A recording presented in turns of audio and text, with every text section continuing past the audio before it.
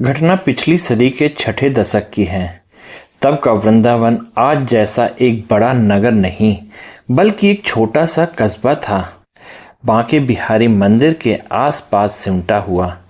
बाहर भी कुछ बड़े बड़े आश्रम बन गए थे। कस्बे के बाहरी भाग में एक छोटा सा आश्रम था। आश्रम क्या, कुटिया कह सकते हैं। 2 कमरे पक्के, जिसमें एक में गोविंद जी का पूजा घर और दूसरे कमरे में साधु महाराज अपने 2 शिष्यों के साथ रहते थे। एक टिन शेड था जिसमें कि भंडारण और रसोई घर था। कुछ झोपड़ियां थीं। संपत्ति के रूप में दान में मिली एक गाय माता थी। आश्रम की आय का साधन भिक्षाटन था। कभी कभार कोई भूला भटका यात्री आ जाता है तो 1-2 रुपया चढ़ाया जाता था। इससे आश्रम का बाहरी खर्च चल जाता था। फिर भी संत जी 10-20 दीन दुखियों का भंडारा करते थे। इसी तरह चलता था। बरसात आ गई। कई दिनों तक पानी बरसता रहा। कोई भिक्षाटन के लिए बाहर निकल नहीं सका। किसी तरह 2-3 दिन तक जमा भोजन सामग्री से काम चलता रहा। अंतिम दिन एक दिन की सामग्री बची। संत जी बड़े चिंतित हुए और पानी में भीगते हुए गोविंद जी के मंदिर में पहुंच गए। संत जी अपने आराध्य देव को पुत्रवत मानते थे। जाकर कहा, गोविंद, आज तो खिला दे रहा हूं, कल से अपने खाने की व्यवस्था कर लेना। मैं तो भूखा रह लूंगा, पर तुम्हें भूखा नहीं देख सकता, इसलिए मैं चला जाऊंगा यहां से। इतना कहकर अपने कमरे में आ गए। इतने में देखा कि एक वृद्ध महिला पुरानी सूती साड़ी पहने बटे चप्पल में दरवाजे पर आ खड़ी हुई। संत जी उठकर बाहर आए और आदर पूर्वक उसे अंदर ले गए। एक चटाई बिछाकर बुढ़िया को बैठाया। फिर बड़े संकोच से कहा, माता जी, कुटिया में कुछ भी नहीं है तो आपका जलपान नहीं करा सकता हूँ। वृद्धा ने कहा, स्वामी जी, कोई बात नहीं, मैं एक काम से आई हूँ। संत ने कहा, माता जी, आज्ञा करिए।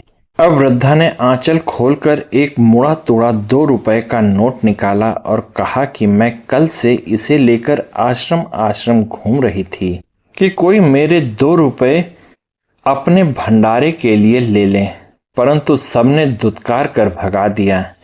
एक महंत ने कहा, माता जी, मैं 2 रुपए लेकर क्या करूँगा? मेरे यहाँ सैकड़ों रुपए रोज खर्च होते हैं, आप इसे किसी भिखारी को दे दें। दूसरे ने कहा, माता जी, जाकर अपने रुपए से कहीं भोजन कर लीजिए। एक और ने कहा, माता जी, रखे रहिए, इसमें आपका मथुरा तक का किराया हो जाएगा। अब संत जी ने कहा, माता जी, मेरे अहोभाग्य जो आप इस कुटिया में पधारी, लाइए मुझे दीजिए, मैं इसी से आज का भंडारा कर दूंगा। वृद्धा प्रसन्न हुई, रुपया देकर जाने लगी। तभी संत ने कहा, माता जी, रुकिए, अपने रुपए के भंडारे का प्रसाद ग्रहण करके जाइए। माता जी को आश्चर्य हुआ कि साधु पागल तो नहीं है, 2 रुपए में कौन सा भंडारा करेगा। फिर भी रुक गई। संत जी ने अपने शिष्य से कहा, जाओ माता जी के 2 रुपए का नमक ले आओ और दाल सब्जी सब में डाल दो। आज का भंडारा माता जी के नाम रहा। अब माता जी ने कलम कागज मांग कर एक पर्चा बनाया। 40 बोरा गेहूं, 40 बोरा चावल, 40 कुंटल चीनी, 10 बोरा आलू, 4 टिन देसी घी, 4 टिन सरसों का तेल, 40 किलो मसाला, 40 किलो सूखा मेवा, 80 कुंटल सूखी लकड़ी। इतना लिखकर बाहर खड़े अपने नौकर से कहा कि इसे ले जाकर धर्मशाला में चले जाओ और मेरे बेटे से कह दो कि इतना सामान इस कुटिया में पहुंचवा दे। उस दिन समय नहीं था तो दूसरे दिन सब सामान लेकर माताजी अपने बेटे के साथ अपनी कार से कुटिया में पहुंच गई। संत जी आश्चर्य में पड़ गए। पूछा, माता जी आप हैं कौन? बेटे ने परिचय दिया, हम जयपुर के बड़े उद्योगपति हैं। माता जी की इच्छा थी कि किसी सच्चे साधु को खोज कर दान दे सकें। संत जी ने कहा, पर माता जी मेरे पास इतना सामान रखने का स्थान नहीं है। माता जी ने कहा, इसकी चिंता मत करें, जब तक आपका आश्रम नहीं बन जाता यह सामान किराए के गोदाम में रखवा दे रही हूँ। बस आप ऐसे ही निष्प्रह रहिए। बाद में बगल की 1 एकड़ जमीन खरीदकर बड़ा सा आश्रम बनवा दिया।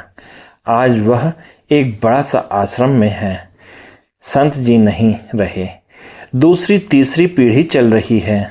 पता मत पूछिए, क्योंकि उन माता जी ने कहने से मना किया है।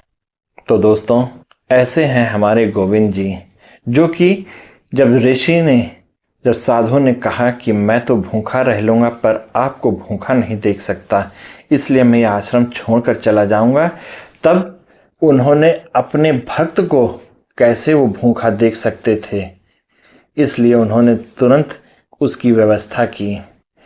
तो आप लोगों को ये कहानी कैसी लगी कृपया कमेंट करके मुझे बताइएगा।